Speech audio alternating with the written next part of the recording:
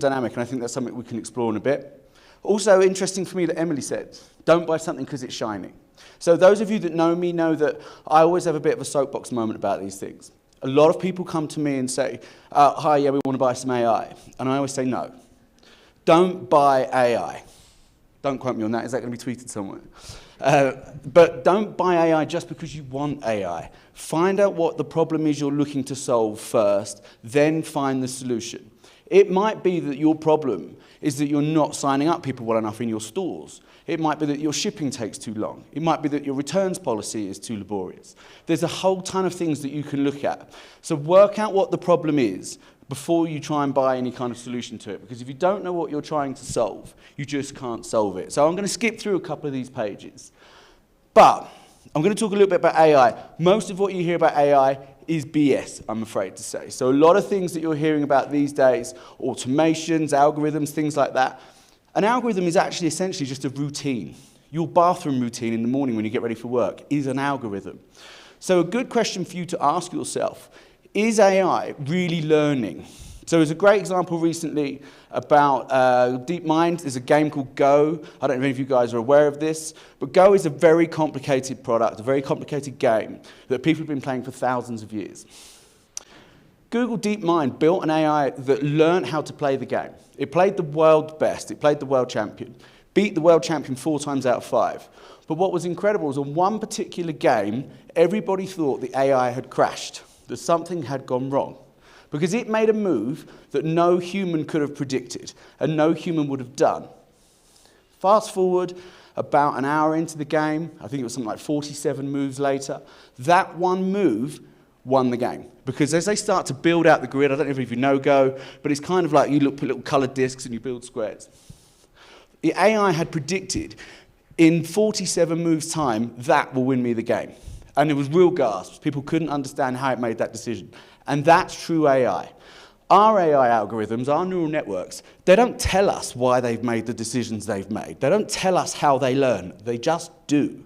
One of the things that we're seeing in Phrasee, our natural language algorithm has started to develop a sense of humour. And it's quite scary. It's not always funny, it's not always good, but it clearly is evolving. And it's evolving without any human input. And that's really important. So if you're thinking to yourself, is this really AI? A good little test for yourself. Is it learning? Is it making its own decisions? Or is it just following a set of routines? Is it just a routine algorithm? Is it just an automation? One of the other things that I think is important to think about with AI is that it can sometimes take a huge amount of work to get it into your business, get it into your stack. And I don't want to go into too much of a sales pitch for us. I'm really tempted to, but I'm not going to. I am here for 2 days, so you all will hear my sales pitch, I promise. But the big thing for us is that our customers tell us is this is probably the simplest thing they've ever introduced to their business that's had the biggest impact. So we work with some of the world's biggest brands.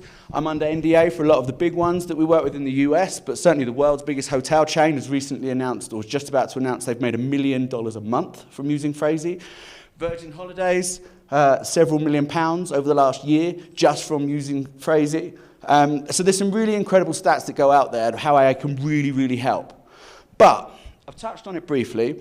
I'm going to whiz through this. But AI currently, there isn't one solution that creates everything. AI is a set of applications. There are numerous different things you can do with AI. We use deep learning to spot patterns in language. We use natural language generation. But at the moment, it's still a very fragmented place. And that's why I come back to my original point. Don't just buy AI as a solution, because clearly, right now, there isn't something that is a full solution. There are applications. So again, don't buy the shiny. Think about the problem you're looking to solve, and then come back to it. We are also very proud to say that we've been able to really influence a lot of the marketing that people are doing. So we're actually transforming the way that brands speak. And again, how am I doing for time, John? You've got about 5 more minutes. Okay. So we're really, really big fans, obviously, in testing. We love language. I personally think that the language is the hero. People get very excited about AI, but for me, it's about the language. So there's one thing I want to just come on to real quick. I'm going to talk to you a bit about how our deep learning works really, really quickly, but then I'm going to talk about a thing called emotions matter. So it's our ethics policy, because we know our AI can be used for nefarious uses.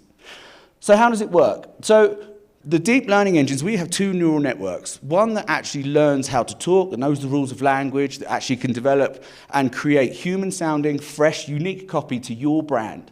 That's so unique to you, you'll never see the copy used elsewhere, you'll never see any repetition of language, and the language evolves as your audience responds to it.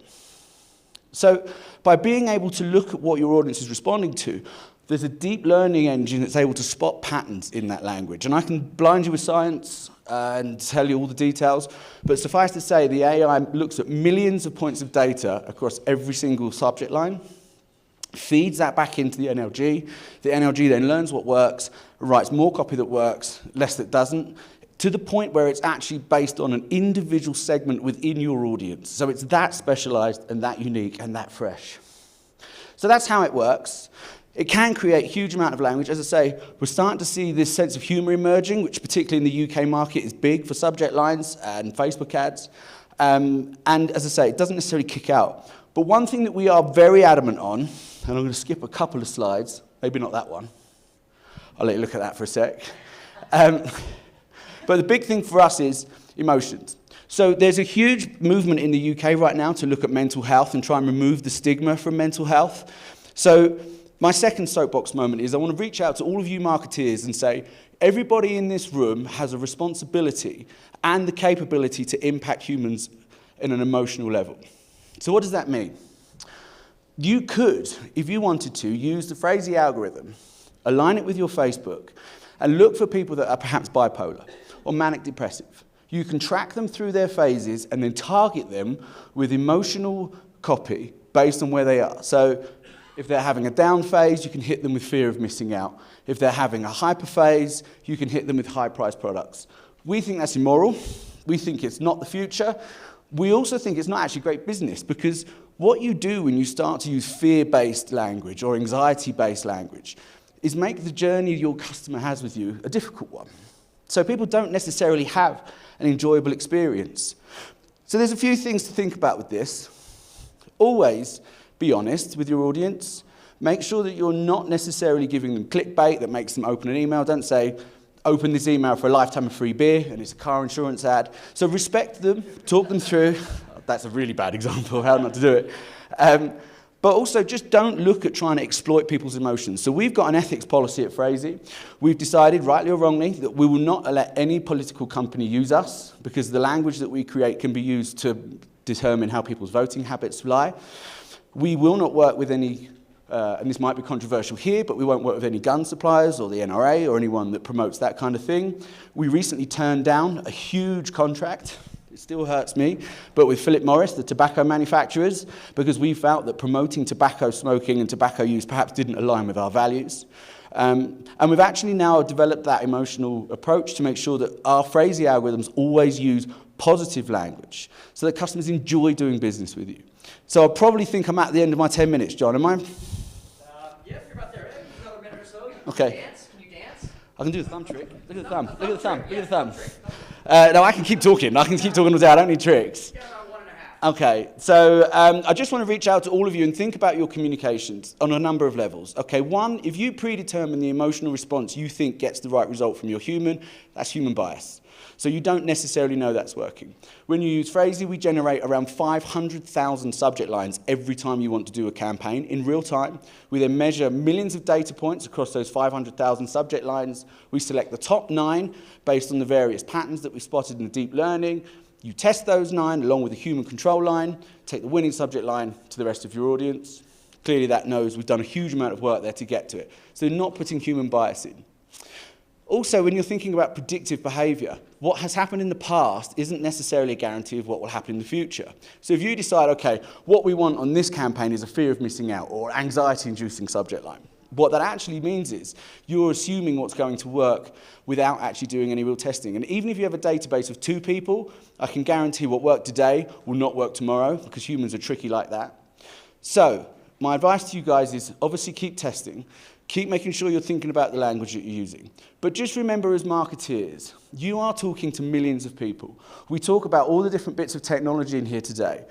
And we talk about campaigns. And the word campaign has always struck me as an odd word to use. It's a very militaristic approach to looking at how you sell to people.